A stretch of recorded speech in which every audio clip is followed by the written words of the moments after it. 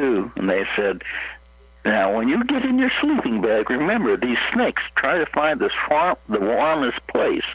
Well, when I woke up the next morning, there was a snake in my sleeping bag. And I thought, oh, shit. Excuse me. Oh, that's fine. We're on the internet. Oh, darn. Yeah. And I opened my sleeping bag, and I kept waiting for the snake to crawl out. And it eventually did. God, it scared me to death, though. Yeah, but you're right.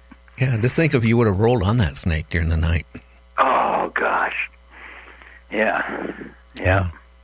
So some of the things, too, you feel like, the schools don't really teach the kids? Is it the students don't want to learn, or is it the teachers really don't care to teach anymore, or is it the school districts? What is going on? Okay. Well, in 2002, I got a contract to evaluate every school district in the state of West Virginia.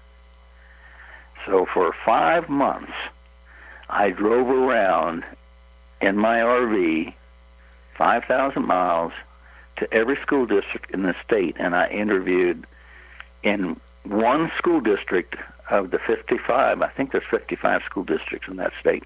I interviewed teachers and kids in one school in every district in the state. And I said, what do you like about your schools? What don't you like about going to school? I asked the teachers, what do you like about being a teacher? What don't you like? And based on that, I found out that approximately 50% of the kids don't like going to school. And I said, well, why do you go to school? And they said, well, we have to. You mean if you didn't have to go, you wouldn't go? No, I don't like school. Yeah. Most of the kids do not like school, okay? I asked the teachers, what do you like about schools? And they said, well, the parents. And I said, what don't you like? And they said, the parents. And I said, tell me about it. And they says, well, some of these parents will do anything we ask them to do, and then you've got these others. They don't like us. We're babysitters for their kids.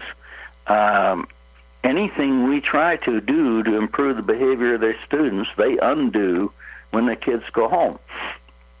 And I thought, after I finished this thing, I thought, I've got to write a book that creates a school where kids want to go, where teachers like to teach.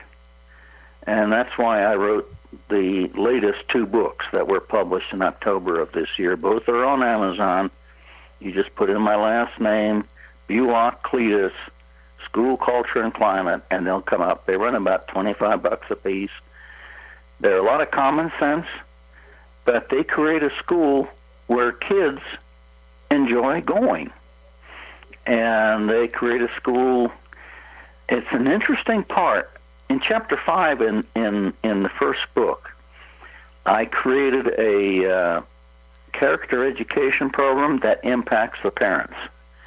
Because if you think about the shootings that occur, the ones that occurred, what was it, the guy who went into the and shot 4 people in Tennessee. Oh, wow. At the, he was a nut. And his parents, they took the kid's guns away, and the parent gave the kid the guns back. So he goes into the restaurant and shoots people, and he's half naked. Oh, wow. So, was drugs involved or anything like that? No. The kid was a nut. He should never have had guns. But parents, one of the biggest problems we've got in our society is a lot of our parents are poor citizens. They're not good citizens. So if we're going to improve the quality of education in our society, we have to come up with a way to target the parents who raise these kids, who send these kids to our schools, and their problems. The teachers, do you know that on an average day, and I've been in many, many classrooms, Gary, and watched how teachers conduct the classroom. On a given day, in any given hour, teachers will have to stop teaching 3 to 5 times to correct student misbehavior. Give me that note. Where's your book? Get your head up. Look up here. And on and on. Where's your paper? Where's your pencil? And on with the problems that these kids have. Well, if you do that on a 6-hour day, you're looking at an hour a day that's lost because teachers have to stop and correct student misbehavior. Yeah. I remember Okay. I remember that when I was in high school back in the 60s. So, Yeah. Yeah. And if you do that, if you lose an hour a day on a 180-day school year, that's 30 days of instruction that's lost. So if you could create a school where kids corrected their own behavior, and that's chapter 1 in book number 1, a plan on how to get kids to correct their own behavior, and they'll do it. It's all laid out there, and I don't know how much you want to get into that, but that's one of the big problems. And then the kids go home, and the parents are poor role models. So chapter 5 in book number 1 creates a program on how to correct the behavior of parents. So where do you want to go with the rest of this show? Well, I mean, just fill us in more. I know how I was in high school. I blamed some of it on the teachers, because there were some teachers that honestly probably shouldn't have been teaching. But, yeah, absolutely. And if you get, as a student, you have some teachers like that, especially in middle school or, high school, it can get to the point where you don't even want to go to school. When I went to school, and I'm talking 52 to 56, at a K-12 school, I had one teacher in my entire high school career that liked me. One that cared about me. That makes a big difference if you have a teacher, cares. I mean, yeah.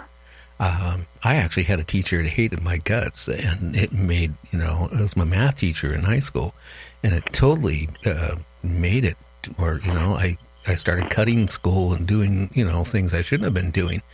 But, I have had 8 children, they're all now adults.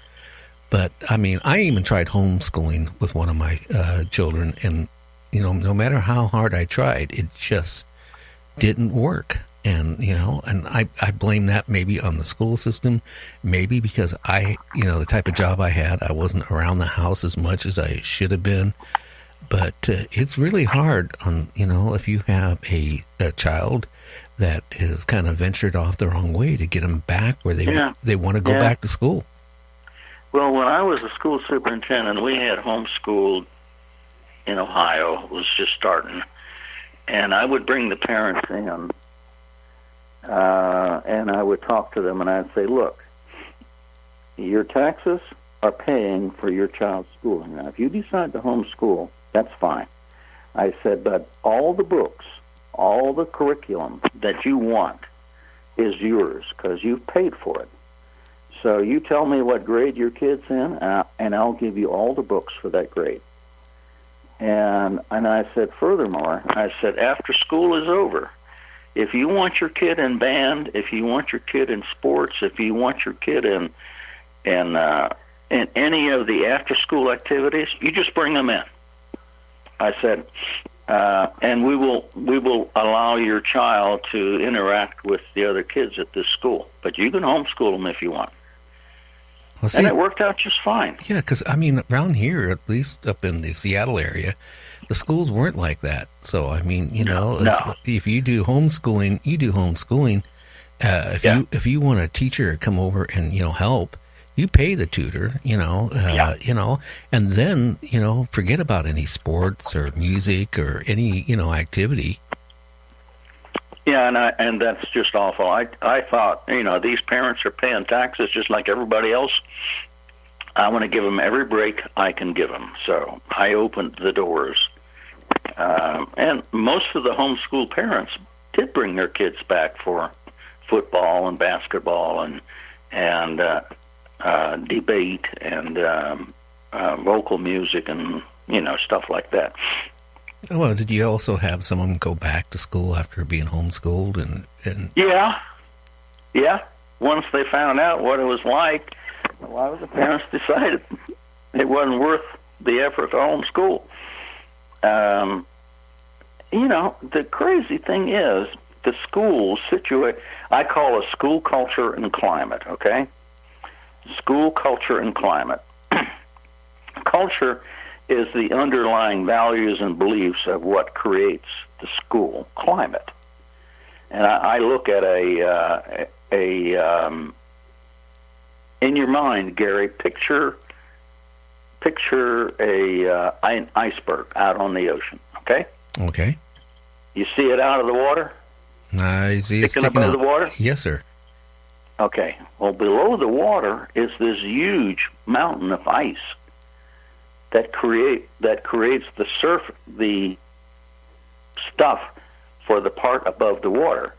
Well, when you walk into a school, the values and beliefs of the teachers and the custodians and the secretaries and everybody that's in there creates a culture of what people value and believe should happen in that building.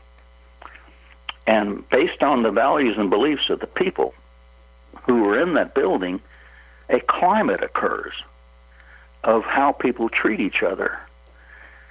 And that's culture and climate. Okay, so culture and climate is the best predictor of what's going to happen in a school.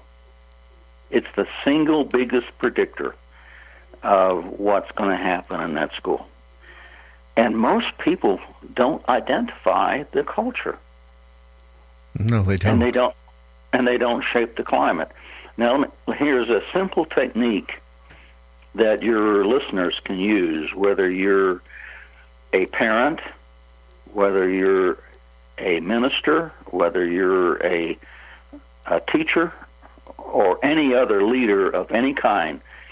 I use in chapter 2 of book number 1, I have a thing called expectations diagnosis. Okay? So, I've used it many, many times. When I was a principal, I went to the teachers and I said, "What do you guys expect of me as your principal?" They looked at me and they said, "You want us to tell you what we expect?" I said, "Yeah, I'd like to know what you expect of me. Here, I'm going to give you 3 3x5 cards. On each card, write one expectation that you expect of me as your principal." And when I was a college professor, I did that with my graduate students. What do you expect of me as your professor? When I was a superintendent, I said, "What do you expect of me as your superintendent?" Expectations. You got all these people out there that you're leading. They come from different cultures. They're black, they're white, they're rich, they're poor, Oriental, Latino. You don't know what they expect. No. But if you identify their expectations, you now know the underlying culture that's out there in that classroom or in that school district. Once you know that, you can begin shaping the climate. Does that make any sense to you? It does, yes. Yeah. So, but what it says, when you do this, it says to the group that you're leading, "Hey, guys, I'm listening to you. I care about you. I trust you. I'm taking a risk to listen to what you have to say." But what you're doing is you're building a relationship between you and them. So it becomes a we thing, not me and them.